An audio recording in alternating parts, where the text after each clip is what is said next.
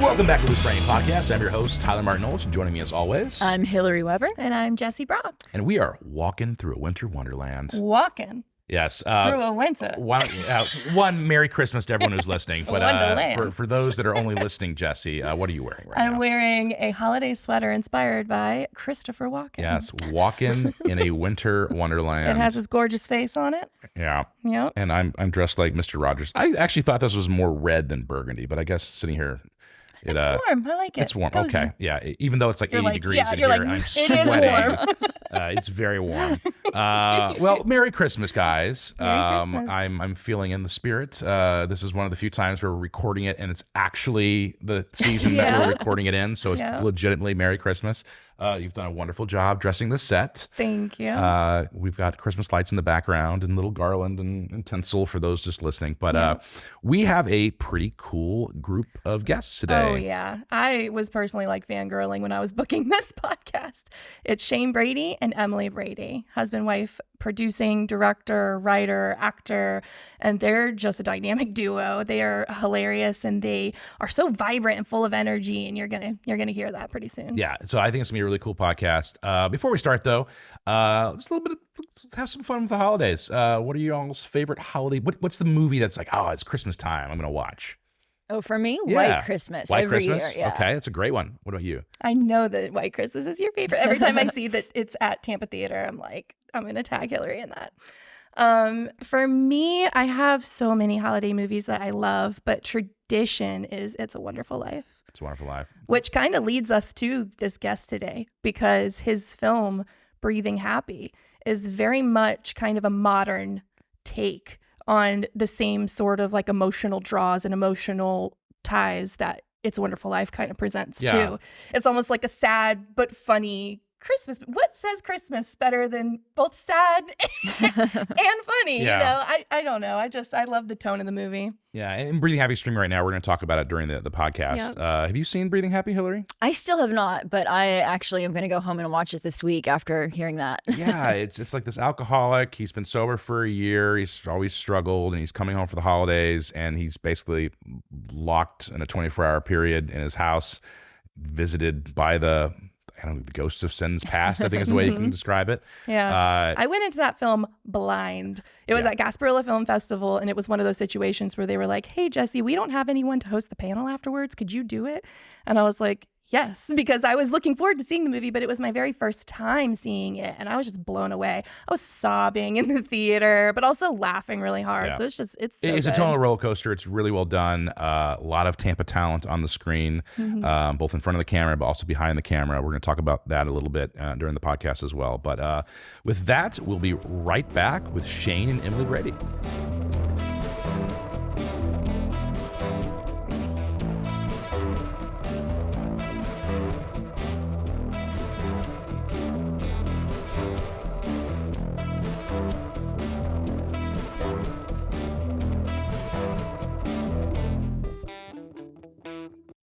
Welcome back to Loose Frame Podcast. I'm your host, Tyler Martin-Olich, and joining me is Shane and Emily Brady. Hello. Hi, guys. Hey. Hi. Thanks for hi. joining us. Merry Christmas. Merry Christmas. Christmas, Yes. everybody. Even though we're recording this in Florida, it doesn't really feel like Christmas. I'm literally sweating sitting here.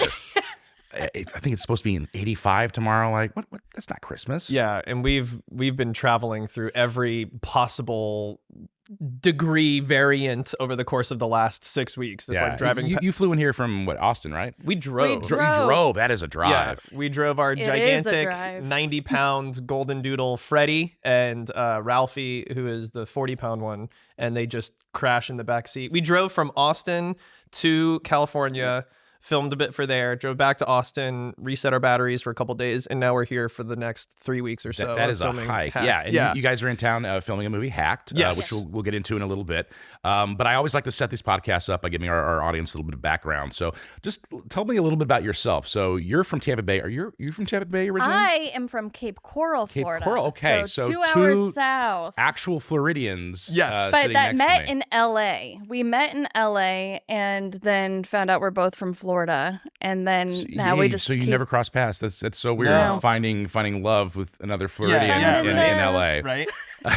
Our joke when we first met was like, oh, we both grew up in Florida, so we know we have like the street smarts, and we know what like the stingray shuffle is, and if You a know gator how is to chasing you, you outrun a zigzag. gator. That's right. Yeah. So that's Yeah. the Zigzag. most important foundation of a relationship. Of course. Yeah, you're like, you're gonna be a good life partner. If an Yeah. alligator tries to attack us, we're golden. We know exactly what to do. So, writer, actor, director, producer, Yeah. dynamic duo. Yeah. But you grew up, Shane, here in Tampa Bay, Yep. and you apparently in Cape Coral. Yes. Yep. Were you both in film originally? I mean, how did you get into the movies? For sure. So, my best friend growing up, his name is Aaron Moorhead. He's a very successful filmmaker. Also and from Tampa. Also from Tampa. So he grew up Tarpon Springs. I grew up in Palm Harbor. We both met at Palm Harbor University High School. The little elevator pitch for my story is I was in the IB program, which is like, oh, you're smart, so you go in this program. But I broke my neck playing hockey at the end of the first week of high school. So I missed my whole freshman year of high school. And towards the tail end of high school, or freshman year, I was walking around the halls because they wanted me to spend a week, so I learned what the layout was. And I was reading Wolves of the Kala, which is a Dark Tower book by Stephen King. And Moorhead had just finished it, and we crossed paths, and we became absolute fast friends because we like passed the nerd test. And so I got into film because I naively wanted to play for the Tampa Bay Lightning when I was 14. Like, oh yeah, I'll go be a professional You hockey are player. the Lightning Kid, which Yeah. we'll get to in a little bit too. Yes, I am the Lightning Kid. And so I joined a talent show because one of the only things I could do when I broke my neck was practice magic tricks and play guitar. So I like won the high school talent show playing guitar, and I loved being on stage. And I just kept, being on stage, and Moorhead and I would hang out in his dad's garage, and we would build lightsabers out of PVC pipes and wooden dowels, and we would practice visual effects things like. So for the audience, I think most people should know who Aaron Moorhead is by this point. Yeah. But Aaron just finished directing Loki, I Loki think. season 2, Yeah. and they just got Daredevil. Yeah. So, So his nerd cred started Yes. much Pretty- earlier yes. with you in tow. yeah, like we quite literally, and we were roommates in college too. So anytime he would want to learn how to do a visual effect, I would be in front of the camera. And my only regret is that I wish I was learning more what he was doing behind the camera, because You were it would just have the prop. Yeah. Because well, like we would always joke like, "Oh, Shane, you'll be the actor, so you don't have to worry about how to edit and all this stuff." And then like as the sands of time fall, you're like, oh no, you kind of do have to learn how to do Yeah. everything if you want to like make it and succeed and not just be beholden to waiting for the phone to ring. Yeah. Yeah. So what about you, Emily? So funny enough, I was in musical theater growing up, and I've always been a performer on a stage, but I've also always been obsessed with organizing and being in control of literally everything. Yeah, So then you've when the worked two every of award us show meet- known to man, I think. Yes. Yeah. So I love being in charge and in control and having everything organized to a disgusting degree. And so when you then meet someone who's creative, you go, oh, okay. I can box this person Ah, in. okay. Yeah. I can control the madness. No, because then like you have to have one part does not go Yeah. without the other, the Yeah. yin and the Yeah. yang. So he goes, these are my ideas. And I go, hold on. What are the legalities of Yes. that? Yeah. There's many times, like even in writing Hacked, where I would present Emily with like, here's V1 of the script, and she would go, too many characters. This is going to cost too much. This is cut this. Control Alt Delete on these 25 pages. Focus more on this thing. And it's also hard to balance that when you're at home and you're also with the person. Yeah. So it almost comes as an insult. when Sometimes, he's like, yeah. this is amazing. I go, this is shit. He's like, but why? And I'm like, well, let Well, me tell you yeah, why. it's like- And then who was right? Who was correct? Funnily enough, you're talking about how Emily is your exact position at these award shows is You're essentially seating. I manage the audience. Okay. So it's the talent. So the like talent nominees. coordination and stuff, which but has to be its own headache right there. That's a lot of It's personalities. actually, it's so many personalities, Yeah. but honestly, not as bad as you would expect. Interesting. it's mostly So- celebrities like needing to pee. And you yelling at them because I don't they're about yell. to get I'm up very to. kind. You are kind. Yeah. But people I would like you. I'm trying to set you up Screaming. for. How did you get into that? I mean, you just don't discover yourself. Oh, I can handle talent at award shows. I mean, that's a very niche thing, right? I was in a performing group right out of high school. I did a group called Young Americans out of high school instead of going directly to college. And everybody in that group ended up in the entertainment industry in some way, in production, because we used to travel different countries and put on shows in 3 days and then go to a new town. But we had to self-produce our shows and do everything. So they were like, oh, now what can you guys do if we give you actual jobs? Yeah.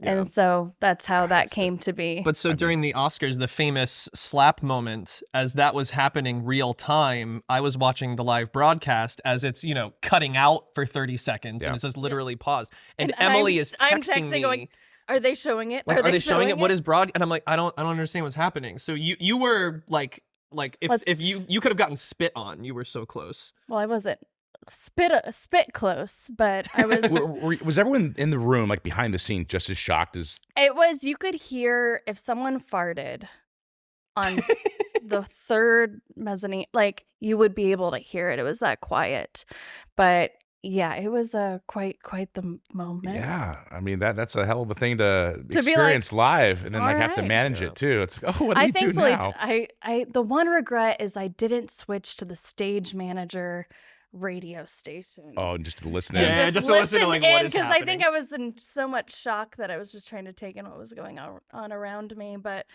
at the same time, I'm like, damn. If I could go back, I would have switched to that station to hear what was going on backstage. Just sheer panic, I'm sure. Oh, yeah. Yeah. What did we do? Oh, that'd have been crazy. Yeah. So Shane, did you started out at acting? Yeah. Right. So that was like your path in. Yep. And how quickly did you start transitioning to like, oh, I can write my own stuff? For sure. So there's another gentleman named John D'Aquino, and he was a Florida State University grad, and he's one of those faces. He was in Breathing Happy. He was the dad at the end of it. And he's one of those faces that has just been working in Hollywood for 30 years.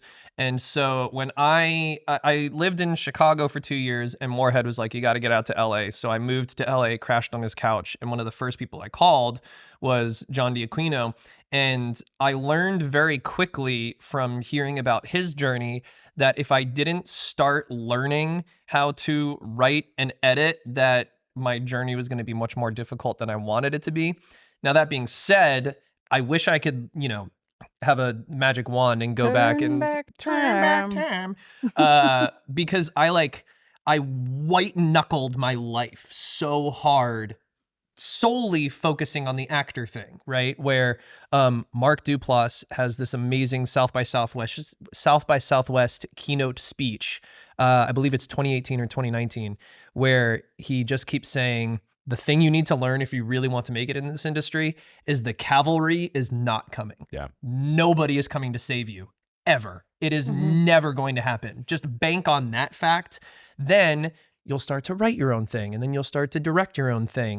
Breathing Happy, which was our first feature, I wanted it, like Aaron Moorhead was supposed to be in it, and Justin Benson was supposed to be in it, and Sarah Bolger was supposed to be in it. Then COVID is happening, and we like to say we ruined Christmas 2020 because we both got COVID on like December 22nd or something. So I was locked in my brother's guest room for like 20 days, I think it was.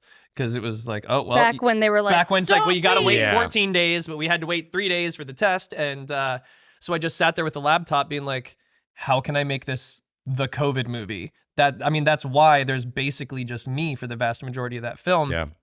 But it was the decade of me working with John D'Aquino's studio. We teach young actors how to act on film. So I always say, you want to get good at something, learn how to teach it.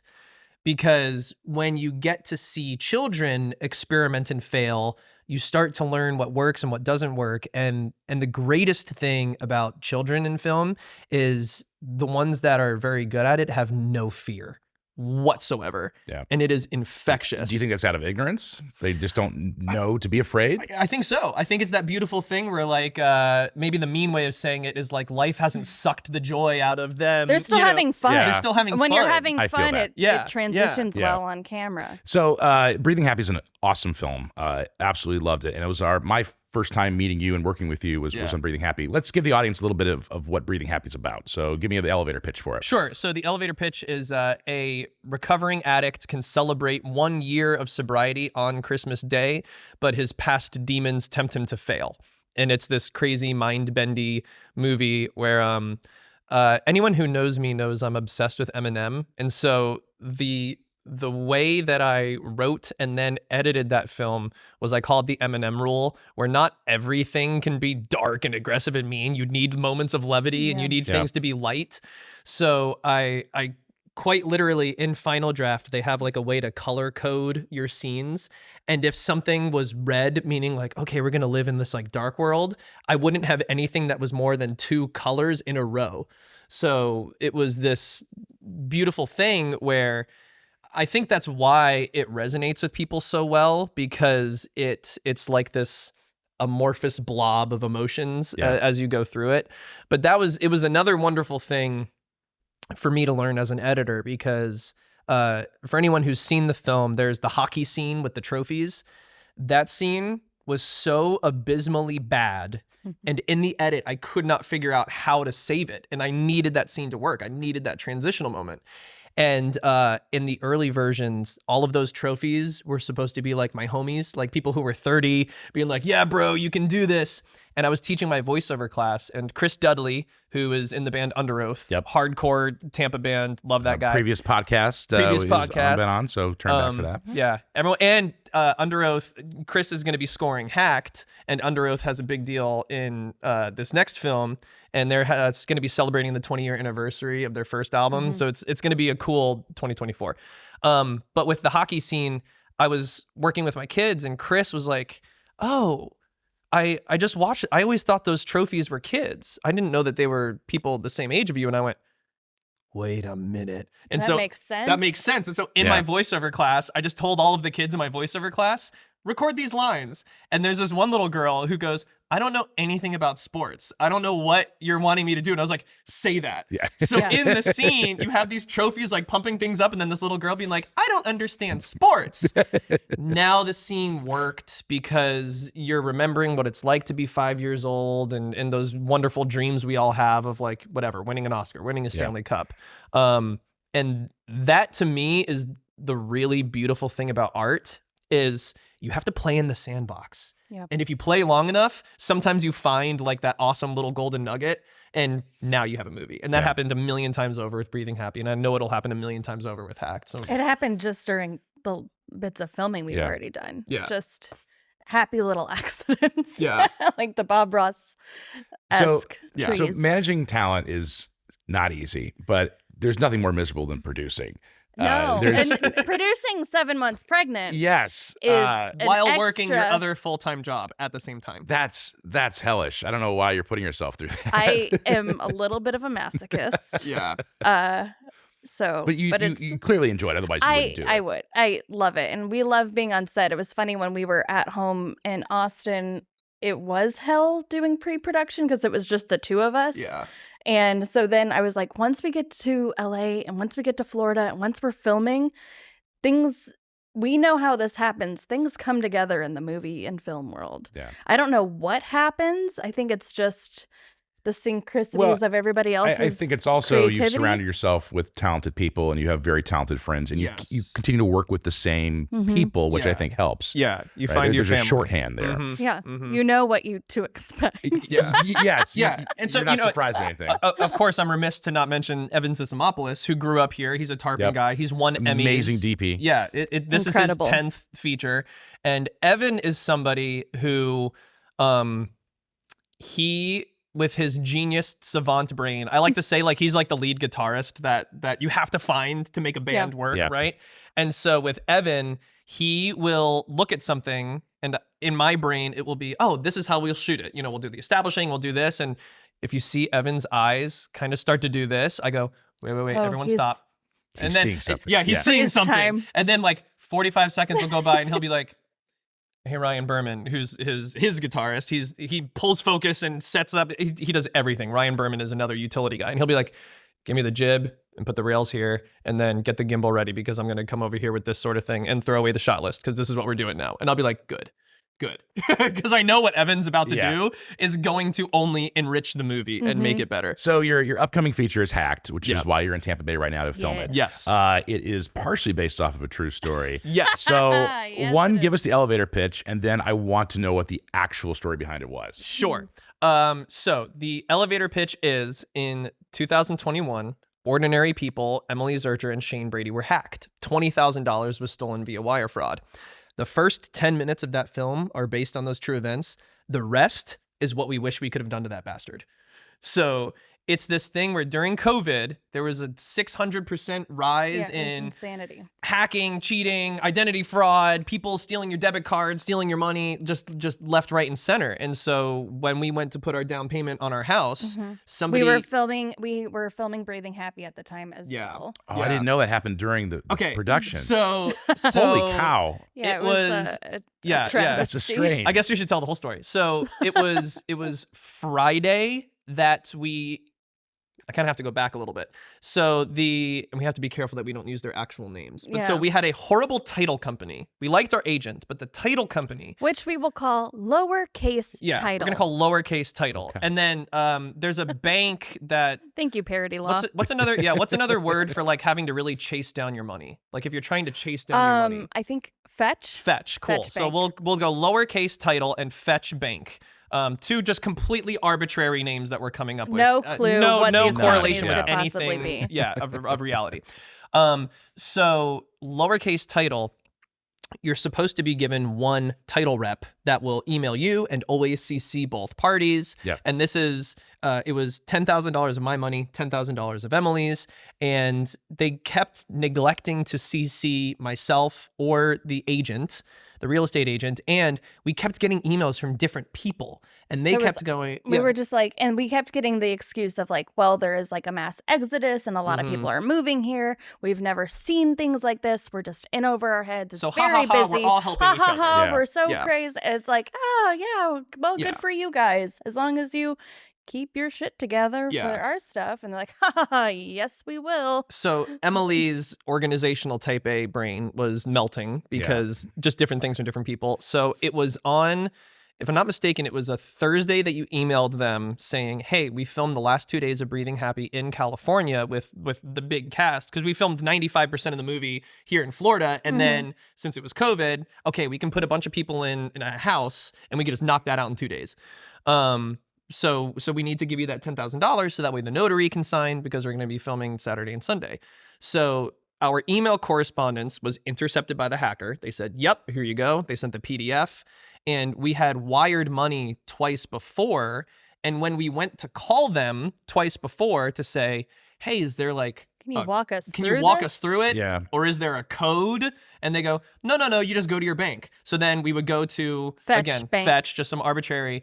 And they would go, oh, well, you need to get a meeting with a banker in order to wire money. Or you could just use the app.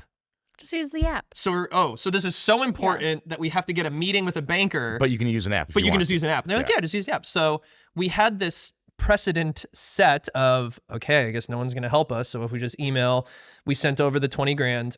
A notary comes on Friday, says, yup, lowercase title has the money. Here you go. Everything's signed. We film on Saturday. We film on Sunday. Pop champagne. Everything's great. Now, Monday was our only down day because on Tuesday, Emily starts working at the Oscars and I go to donate bone marrow to potentially save this 8-year-old's life through this company called Be The Match, which I can say she's cured. She's golden. She's alive. Like the marrow transplant worked. So it's another karmic thing with Hacked. Yeah. Is this theme of bad things happen to quote unquote good people. We'd like to think we're good people. And just keep putting good into the world and it'll come back. So that Monday morning, the lowercase title reps call and they go, great, everything's all set. You just have to send us that $20,000 and the house We is sent yours. it. We go, we sent it. And we also emailed them and said, did you get the money? And they said, yep. And we emailed them and I CC'd everybody back in. Yeah. So it Yeah. wasn't just emailing the hacker. So it was on Monday. They go, oh, well, when we said we got the money, we thought you meant, do you want to send us the money? No. No. Yeah. Also, the notary said, We- oh, whoopsies. So and they were like, well, the notary doesn't know. And we're like, why would we know that? The notary said they got the So Yeah. now we can start to oversimplify this a bit, because what set forth was 11 months of state attorney, district attorney, detective at Burbank PD us got coming involved. into with Us folders coming- of yeah. all of our correspondence. 4 different police reports, which kept getting denied because you have to fill them in person, and then they would say no, you have to do it online, and then you would try to do it online and would say no, you have to do it in person. The Fetch Bank, there are 2 different types of wire fraud, and they either have one that is email only and one that is telephone only, and you have to call the telephone only to get a code, like a confirmation number to email, otherwise the email doesn't move forward. And since I'm a different person from Emily, they're 2 entirely separate things. We have 17 hours, and this is going to be part of the BTS and the credits of Hacked. We have 17 hours of recorded Zoom calls with me just trying to call Fetch Bank's number and just being on hold. But That's insane. Yeah. But the yeah. way Hacked came to be is they were like, well, you need to call the FBI and put in a report of fraud. Yeah. I've done that myself. Have you? Were Yeah. you on hold and no one ever answered? Yeah. My father was the former head of the FBI, so Okay. I was able to Okay. skip the line Okay, there. But so we called that, and we have the address of the actual hacker. Yeah. So then, I mean, I'm like animalistically pissed, and I'm on hold, and I was like, I will go to his house, and I'm like, like naming the address. I was like, I will hack him to bits. I will take a machete to his. And I was like, come find me. And Shane's just like on the other phone trying to talk to Fetch Bank. Yeah. And I'm like, I need someone to answer this phone call. Yeah. And so then I was like, Shane, when we kind of like came to, we were like, This is a we have movie. to make a movie about us Like, hacking a hacker, but hacking them to bits in a very painful so the way. second half of the movie is a revenge-fueled fantasy. Yes. So this is Yes. everything that you sat there and talked about actually doing. Yeah. So you know how like you win arguments in the shower when somebody It's us like cuts arguing you a very big off, argument. and you know we grew up in Florida, so there's always those. See on the you Howard know- Franklin Bridge, just wishing you had like Yes. Jedi powers to lift the car up and throw it into the Yes. water. So Yeah, I haven't thought of there's, that. never, so Ever. never. That just came out of nowhere. yeah. So Very yeah, of course. creative. Again, Fetch Bank, right? So there was this thing where as I'm writing the script, I'm like, let's go crazier. Let's go more absurdist. Let's go darker, you know? And Because it is like your fantasy. So why would you make it just this cut, like easy black and white yeah. situation? So it's a very wild. Yeah. So there's I'll be cryptic because you know we want people to see the movie, so we won't tell you if we got the money back yet or not. You'll have to see the movie to see what that happened with. Sentence structure good I have. Sentence structure good I have. But so our hacker, our bad guy, is this actor named Chandler Riggs. He was Carl on The Walking Dead, and he always plays like the brooding, like I'll look into the distance and talk about zombies, or like he's just Mr. Drama. Yeah. So it was this wonderful opportunity to let him just play this farcical absurdist character. And he's hysterical. He's like, I've been funny. wanting this for so long. Yeah. And it just goes to show, like, if you give somebody a chance to do something that they've been working really hard to do. Yeah. Like, Did you cast him or did you know him? So we knew Caitlin Nacon, who was in Breathing Happy, and so she has known Chandler for forever. So well, they played each other's love because they played each interests. other's love interests. So it is a thing where we had our short list of people that we wanted to pursue to play that character. The character's name is the Chameleon. This hacker, because he's like nobody knows where the chameleon is. He hides in the shadows, right? This hacker guy. But Chandler Riggs was my number one because, and I actually said this to him in my pitch when I sent him the script and everything, is I said, so I've known Caitlin since she was like 11 or 12. So when she got The Walking Dead, because of John D'Aquino's studio, there's always a wealth of kids that just become celebrities. Yeah. Like every year there's 4 kids that are in our acting classes and then they blow up. And Caitlin was one of those. And I remember speaking with her, and she would say that Stephen Wen and Chandler Riggs were so kind. Of course, like it was a wonderful experience, but specifically those 2 people were very helpful in, hey, you're on the biggest show on cable now. And then the internet kind of hates Chandler as Carl. Like there's It was a meme for a long time. Yeah, it was a meme for a long time. He is like one of the most memeable people. So when he asked me what made you think of me for this character, I was saying, well, there's this movie Harold and Kumar, and Neil Patrick Harris, who was this kid star from Doogie Howser, who kind of didn't do much for 3 or 4 years, or maybe longer, got to play this just ridiculous, farcical character, and everyone kind of, oh yeah, I kind of love Neil Patrick Harris, and this character's ridiculous, and they can make fun of themselves in a wonderful way, and that's what Chandler does in this. So I think, I'm hopeful that it's going to be this thing of we use the equivalent of there's a bunch of people hating on Tom Brady, but once you see him drunk on avocado tequila after the Bucks win a Super Bowl, people are like, oh, he's a person. I want to hang out He's with that relatable. He's person. pretty cool. But so there's this thing where he loves hacking people so much that when he hacks somebody, he takes a Florida-themed wine glass and he writes the name of the victim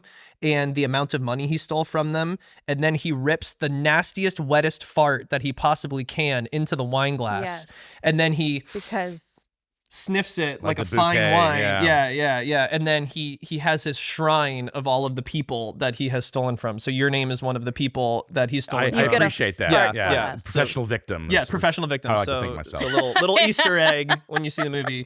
Yeah. So that's. Sorry, I trailed off and talked too much. I never do that. no, he never does. No, so you're not producing during COVID now. Correct. I'm But sure we are during a strike. You are doing a strike, which I was just about to bring up. So that had its own hassles this time around. Yeah. You were the first people I'm actually talking to post-strike that are sort of reorganized and we're going forward. Yeah. We had so many movies push over the summer because of that. Yeah. Did that just totally derail your plans? Yes, and Emily finding out that she was pregnant and We can't push going, this. Yeah. well, we further. can't anymore because we have a baby coming February 12th, little baby Hazel. And so we are doing this. And I could rattle off a dozen names of people who go, you shouldn't do that. It isn't smart. You should just wait until after the strike. And we go, no. We have a baby. don't know how long so we're the strike doing is this. going to last. And also, we know we don't cater to major studios. Sure. That's not what Yeah. we go towards anyway. Yeah. So- like quite literally, the point of this movie also is the little guys against the big corporate evil entities, right? So that's why it was so important for me for Tampa to be such a forefront in this film, because Tampa is the little city against the big guys, right? Yeah. If you oversimplify what Hollywood is, it's Los Angeles, Atlanta, New York, Chicago.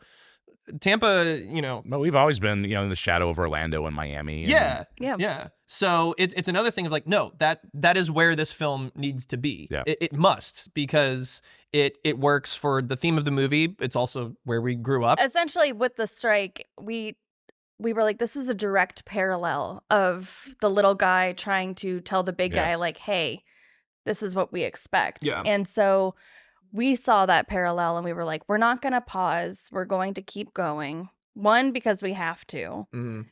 We don't know when anything is going to end. Yeah. Also, when things end, that means the major studios then They're going to gobble everything. they're gonna right back gobble up. everything Yeah. up. And so why not keep our friends that don't have jobs right now and keep, because it's not just the actors, No, there's the obviously the crews and crew everyone and else, yeah. everything. Daily, if I opened up my Mhm. email, Oh, we would get Yeah. 20 emails a day once Hacked was like announced on Variety, from sound designers and grips and stunt coordinators and everyone being like, please, if you need anything, Yeah. like people would say, I will Yeah. work for $50 a day. I do not care. And so it's, talking about gratitude, I was very thankful that not only were we able to be in a position, like, truly, I'm being so genuine right now, like your grant money and your help, like you pick up the phone immediately, you answer emails immediately, it really matters and it really moves the needle forward. And being in a position where we can give our friends jobs and cast more close to the heart and all of our crew more close to the heart, like we all got to inject our veins with happiness and creativity and art for, a month in California, now a month here in Florida, as where a lot of other people were just like begging for work. And it's a really cool feeling. I have a very good friend who's been a DIT on Marvel movies, right? Yeah. And over the summer, like I had to start my own pressure washing business because I just had to feed my family. I think that's what, to your point, I think that's what got overshadowed in the strike is that you see it on TV every day and the actors, protesting. And it should. I mean, they absolutely need to change this, but it was all the below the line who were just sitting there. It's like, I haven't worked in 4 months. Yeah. Where's my paycheck? Where's my help coming? Well, then you also see during COVID how many people went into these dark, anxious, depression like stages. And so Shane Brady to be one of them, myself as well, but in a very different way. Yeah. And so it's like they just got over that, and it's been like a year and a half, 2 years, and then it's like oh, yeah, I finally got back on my feet, again. and then But furthermore, like the kids in the movie, like Owen was in the process of blowing up and being right up there as like, okay, you're going to be the series regular on this new TV show, or you're going to be the lead in this movie. Then COVID happens. So now it's, okay, well, you're 12 and now you're in that weird 13 and a stage. half. So now you're not that adorable little kid you were. Now you're starting to become a man. So now you're getting into the teen heartthrob zone. Then the strike happens. Yeah. So like, we all as adults talk about how difficult COVID must have been for children. And when that piggybacks into Hollywood, it's the same thing, you know? And that's why I think that Owen Atlas and Colin Thompson, with Colin doing his stand-up routines, because he would do them all on Zoom, I really, like, knocking on wood, I think they're just going to blow up, because I think the world is going to see these two kids. And then Mia Castillo, who played young Brittany, she's in it too. Like, I love working with children, and I think it's so... I think it's important in movies because every time you see a kid on camera cracking a joke, I think the audience just goes, ah. And I love that feeling. It's fresh, Yeah. It's like the Peter Pan rule. Wasn't there a movie where they're putting Peter Pan on stage, but they fill the crowd with kids? Oh, because the adults might not laugh, but if the kids are laughing, then you're like, come on, it's art. Let's have fun. So looking back at 11-year-old Shane, I mean, you were the original Lightning Kid, and let's tell that story too. Yeah. But what I really want to know is, like, looking back, would 11-year-old you recognize you today? Oh, because you wanted to go into music, you wanted to play hockey. Yep.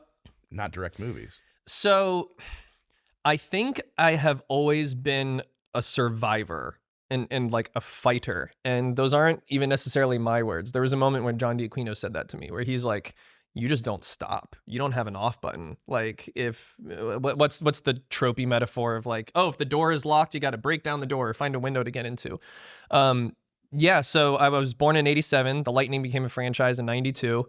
My dad grew up in New York rooting for the Rangers. And so when the Lightning became a franchise, I mean, tickets were free basically for like a decade. I know we used to go, and it was the old Ice Palace. Yeah. And I remember where on like a Monday night game or something, it would be $10. You could sit right up against the glass, and it came with a beer and 2 hot dogs. Yes. For $10. There were times that my dad and I would go to the mall, and we would go to his car, and there would be tickets to the Lightning game just on his the windshield wiper, and they would be all around, and he's like, all right, let's go. Yeah, let's go. So I have been an absolute avid psychopath Lightning fan my whole life. So when I broke my neck when I was 14, I would really love to mention, so John Tortorella, who was the coach at the time, and then Martin St. Louis, who was very new on the team, and Brad Lukowich. The three of them really threw an arm around me, and Nikolai Hobby-Bulin was my favorite player at the time because I just loved goalies. And I got to like meet the team, and I was like the fan of the game and stuff like that. If social media was a thing, it would have been the whole brouhaha, but like the news followed me around.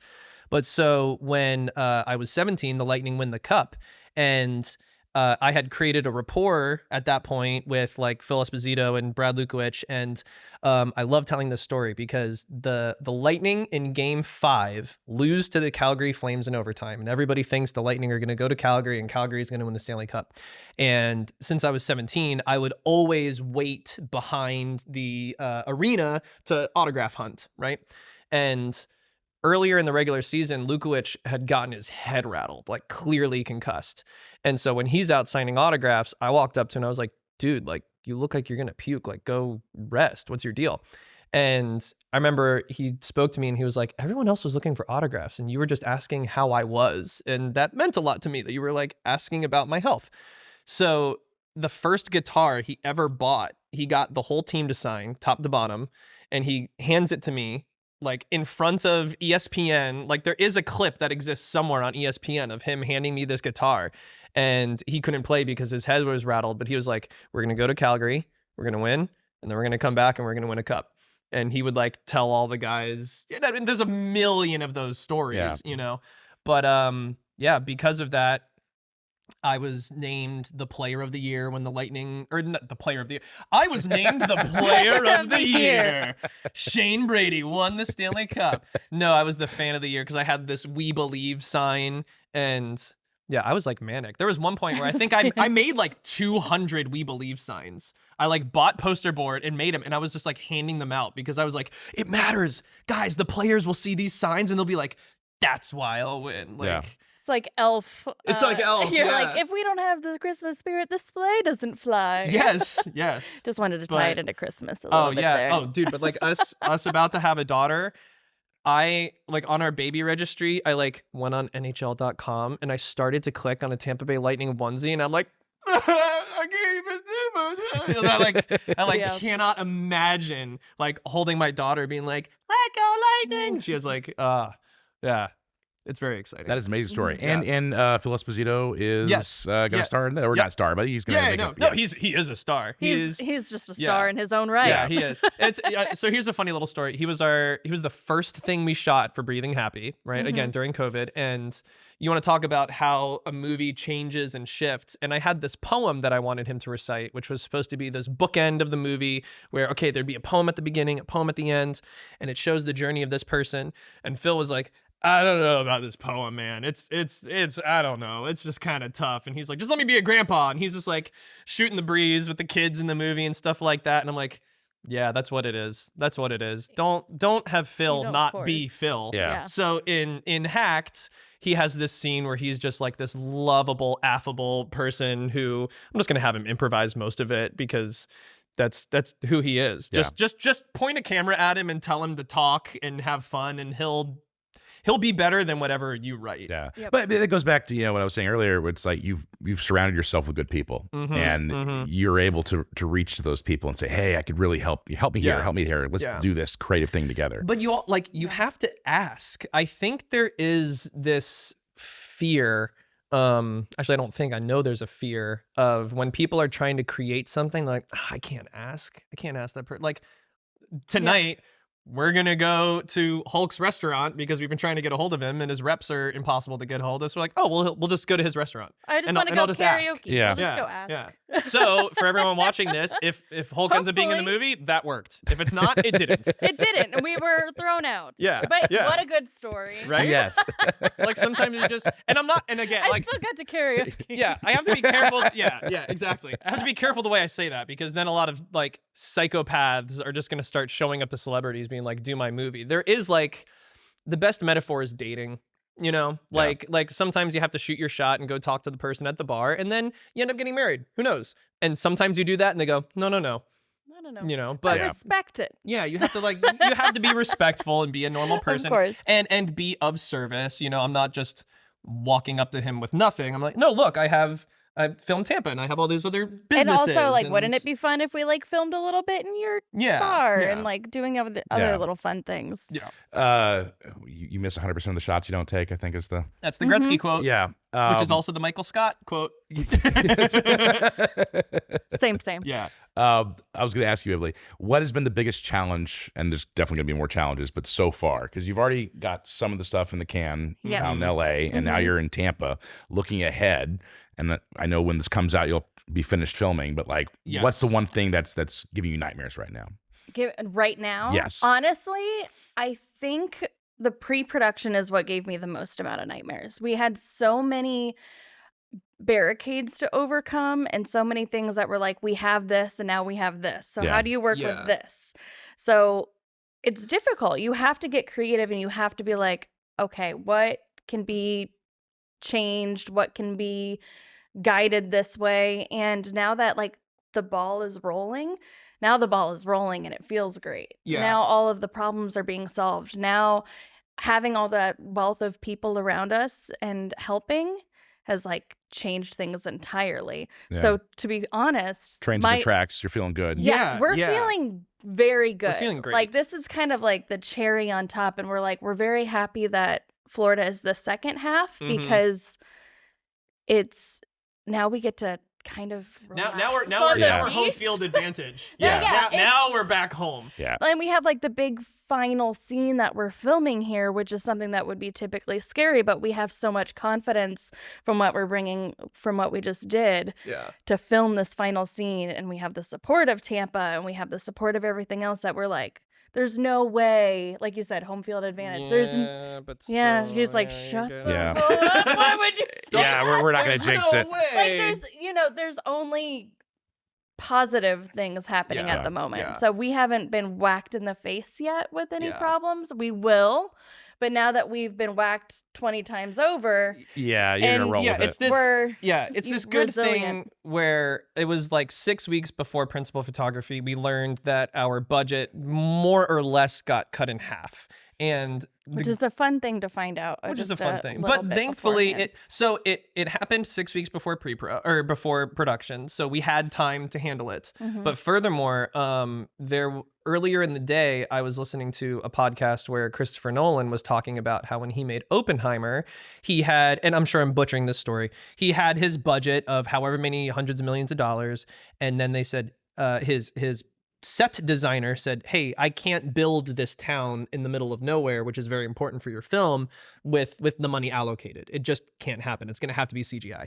And Mr. Nolan hates CGI. Mm-hmm. So he goes, okay, let me spend the weekend thinking about it. And again, forgive me, I'm butchering the story, but his like 75-day shoot day, he made it like a 42 day. To save money so he could put it into what he wanted. And he saved money and gave it to the set designer. And the set designer was talking about how it's like, here's somebody who has won Oscars, who has done this 100 million times over. And out of respect for what I needed, instead of yelling at me and figure it out, he hacked off 30 days. So he solved the problem with creativity because he is a true filmmaker. Yeah. So when this happened to us, I was like, Nolan did it. So now we do it. We're going to solve it with creativity. And it makes you feel better about the hard work you're putting in. And I think it's going to enrich the movie, and it shows that like it can be done, you know? Yeah. And it's cool. It's cool to know that we can to bend this back to Breathing Happy. I think when people watch that movie, it's like, oh, this is a real filmmaker. Yeah. Like they care. It looks great. It has, like you were talking about with the color coding, like it has a rhythm and a flow to the emotions, which I think so many first-time filmmakers especially get totally wrong, right? They just can't nail tone. Yeah. And I think you did. So I'm very excited that you're back here shooting Hacked, and I want people to watch Breathing Happy. So where can they stream it right now? Sure. So it is on Fandor. Cinedigm picked it up. It's also on pretty much any platform. Like you can go on Amazon, you can go on iTunes, you can go on Vudu. Yep. It's everywhere. And it's totally a holiday movie. Like this is the perfect time of year to be watching it. Yes. It is a Christmas film. For sure it is a Christmas film. You will laugh, you will cry. Please check it out. It's heartbreaking, but it's what we always say is it's ripping a wound open, filling it with tender love and care, sewing it back up and going, be on your merry way. Yeah. And that's how I've seen it twice, both times with audiences. So it's really fun to see the audience experience that. And I want to say the best experience for us was getting to see it in London. We won a film festival, Fright Fest in London. It was the audience award, and we were curious how it was going to do because this specific film festival is like, this is the movie about the guy who got his head cut off and the demon zombies puke in it and you rip the bodies and light everything on fire. Like that's the type of movies that they want. Soho Horror Fest. And if you know British people, you know that they are very dry. Dry. So the fact that when we went in, we were like, okay, let's see how are they going to like this Florida movie about drug addiction? Yeah, a very zany one. Yeah, very zany. And the fact that everyone bawled their eyes out by the end of it, and we were like, we gotcha. did it. Yeah. And it was like this fun little I think that's the best part of You can filmmaking is make the manipulating British the audience. horror Yeah, I fans- made you feel something today. Yes. It's a hell of a gift to have. Yeah. So unfortunately, we're coming to the end here. Before we wrap things up, though, I wanted to give you guys a chance to plug your social media. So if people want to know more about you, Emily, where can they find you? I am at Zurchinator, and ironically, so that name came is about awesome. because when I was in high school, I was the same way I am now, where I was worry. Shane's doing a little thing, so I'll just don't worry about it. Don't look over there. The magician is at work. I was very, again, organized, had to be in charge, and so they called me the Zurchinator because I was the Terminator. I would completely take on everything and just be like, I am in charge. And so it stuck. That is a great name for a handle. Because my last name is Zurcher. And so Zurchinator is how I came to be. And I refuse to get rid of that because I am still that person. It's fabulous. Keep that always. Yeah. What about you, Shane? Yeah. Shane Brady actor on Instagram. Wow. It's Any easy. story about that, or just going to keep it pretty lame? Well, I wanted to be a Serbian llama wrangler, but Shane Brady's Serbian llama wrangler was too long on Instagram. It was already taken. It was already taken. So Someone else's I just dream. did that. Okay, so there is another theme in our film. There is a fictitious video game called Thunder Siege, where these Viking buccaneer type warriors travel the land, and the greatest weapon that they have is a weapon called Deadbolt, which is a 6-foot tall lightning battle axe that ends up spelling the letter C and K in the word hacked, and that's going to be the big epic final of our film. So we thought it would only be appropriate as a thank you to you, Mr. Tyler. Oh my And gosh. all to of give Film you, Tampa Bay. and all of Film Tampa Bay, to give your own Viking cheers That is amazing. setup with For- whiskey. For our podcast people who only listen, right in front of me is a beautiful bottle of whiskey and Viking meat horns, I think they're called, right? Yeah. This is awesome. Yeah.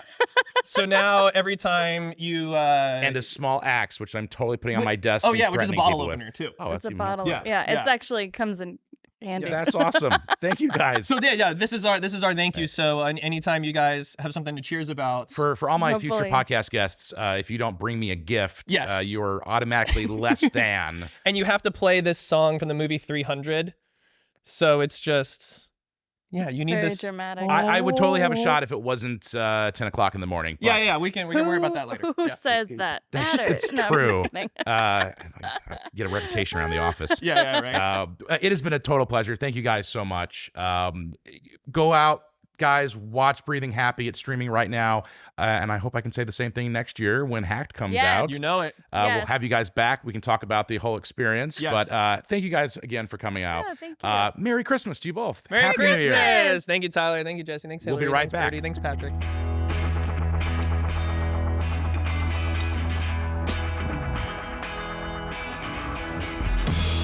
And welcome back. Well, that was a Christmas miracle. We had a wonderful time talking to Shane and Emily. Just so much energy and happiness and joy in the room. And they bribed me with whiskey, so I have to say that now. When I saw that come out and I saw the Viking horns, I was like, wow, you guys really understood your audience here. Yeah, someone did some research, clearly. But that was a really great conversation. I really Yeah. enjoyed it. Yeah. What was some of the takeaways, Hilary? Anything that sort of stood out that was interesting? I don't know. I guess just the importance of relationships. You see that with the two of them and how Yeah. well they work together. But you heard Shane mention all these people that he's known since high school that he's still working with. Yeah. So I thought that was Yeah, and it's kind of like that 6 degrees of separation, right? Like, oh, he's met so many people along the way, and it's Yeah. because, if you maintain those relationships and those friendships, as everyone around you grows, your social network extends out. Yes. To dig into that a little bit deeper, though, I think that there's a lot of choices along the way, and there's a lot of crossroads, building your career out. I just recently did a USF panel, and one of the bits of advice that I gave college students is surround yourself with people who can get you there, who are, they see your vision and they can really help you get there, because now's the time to do that. And I think that Shane Brady and Emily Brady both have done that. They were mentioning working with Chris Dudley and his connection with Phil Esposito. But I just think that it's a really important thing to keep in the back of your mind and a good bit of advice. And I was wondering, is there anything that you have had, any bits of advice filmmaking wise that really kind of stuck out to you? I know that Shane in the episode was mentioning that he saw Mark Duplass kind of touch home on the point of the cavalry is not coming. And that's such like a blunt, honest truth of our industry. And I feel like there's such good nuggets out there like that. Yeah, that's a tough one. I mean, I love that quote, the cavalry's not coming. And I think something that someone told me very early on is the audience isn't going to rescue you, right? I mean, sometimes you sit there and think, well, if I can just push through, right, and I get it out there, the audience is going to love this. That's not necessarily true. Sometimes you make things and just no one connects with it. And as someone working in the film industry, not everything you're going to work on is going to be a passion project. It's not going to be that moment where you're sitting in the film festival and like the audience is cheering. Sometimes you make crap that no one's going to connect with and no one wants to watch it, but you're doing it because it's a paycheck. And sometimes I see people, especially early on in their career, where instead of putting the hours in, getting more experience under their belts, they try to wait for that lightning in a bottle moment where, oh, this is perfect, right? Like, it's the movie I've been wanting to make. It's the people I've been wanting to make a movie with.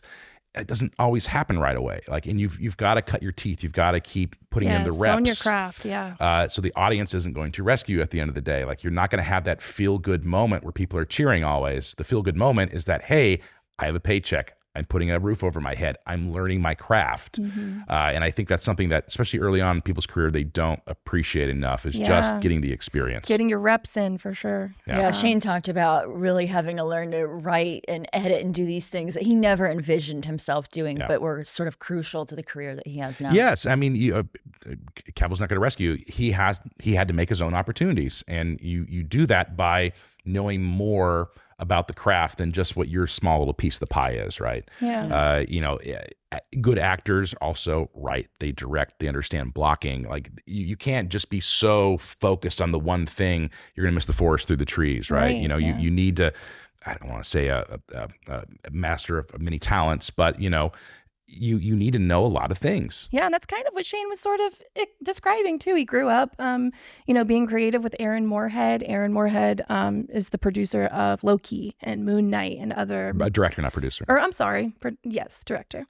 But he was saying how he was always kind of practicing behind the camera and Shane was always in front of the camera. But then, later in his career, he was like, oh, I need to learn the behind the camera too. So it really kind of rounds out, all the assets you have available. Yeah. And I mean, there was no advice here in switching lanes, but just someone who has produced movies and especially low budget movies, and just the torture and hell that can be sometimes, I would still rather do that than manage talent. So I don't know how Emily is able to handle that kind of environment, that kind of personalities, the pressure in it.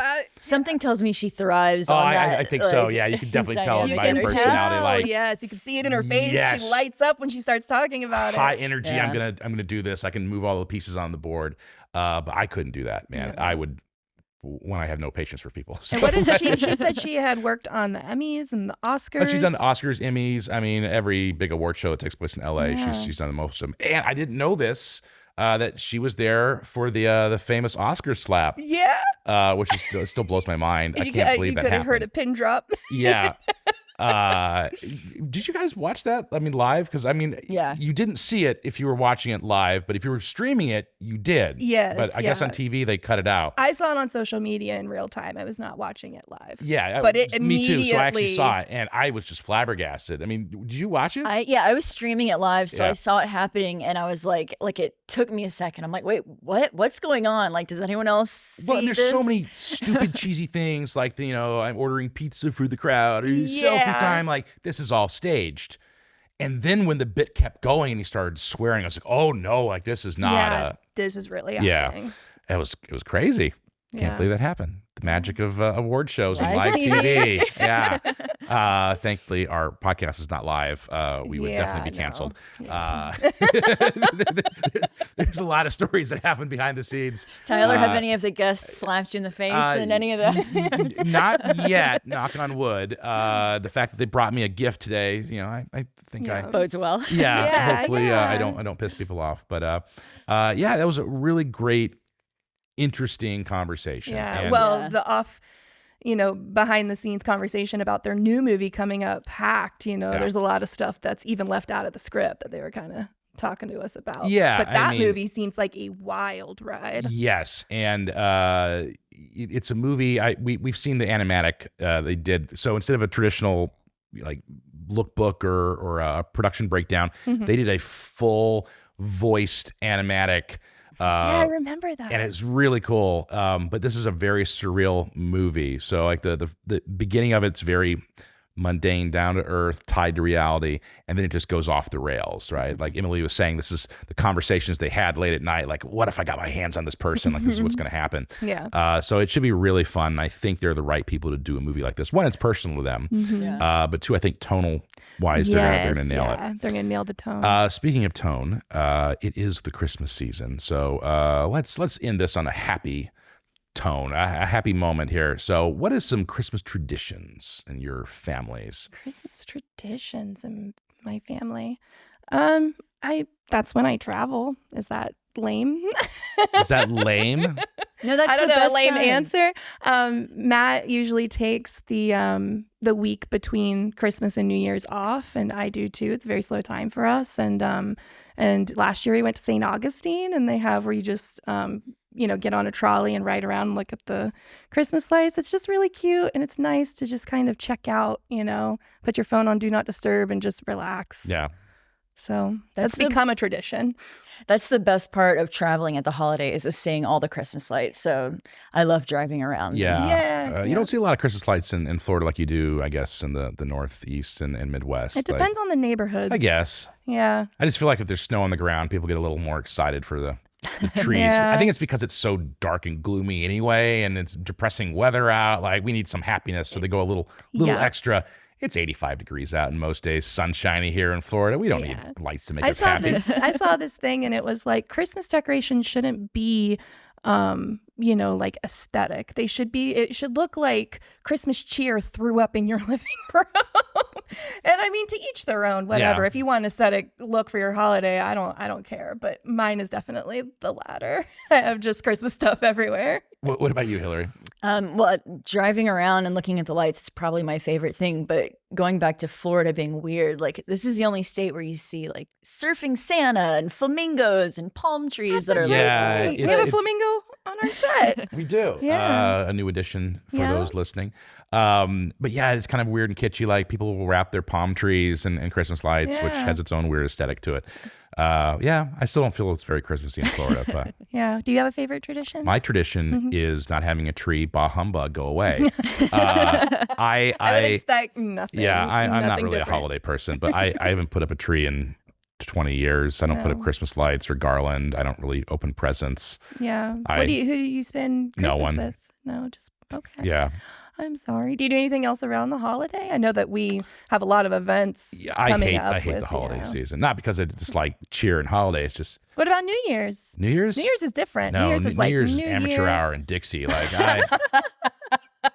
I don't need to stay up all night. I'm in bed by 9 o'clock. Actually, I sounds. The older I get, Yeah, the more that sounds appealing. I was trying to end this on a happy note. Now I feel like I've depressed everybody. I haven't stayed up to watch the ball drop. I don't think ever.